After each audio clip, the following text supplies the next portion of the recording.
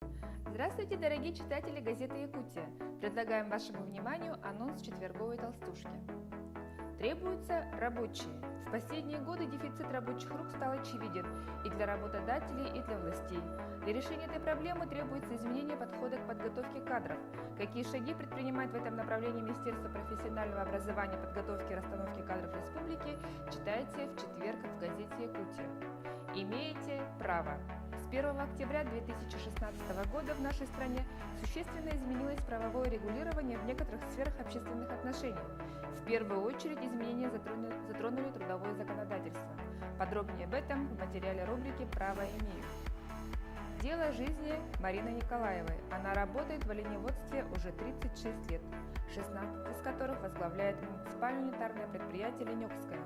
Как профессия стала для Марины Николаевой образом жизни? Об этом и о многом другом в рубрике «Человек труда». Будьте с нами, будьте в курсе всего, что происходит в республике. Читайте газету «Якутия».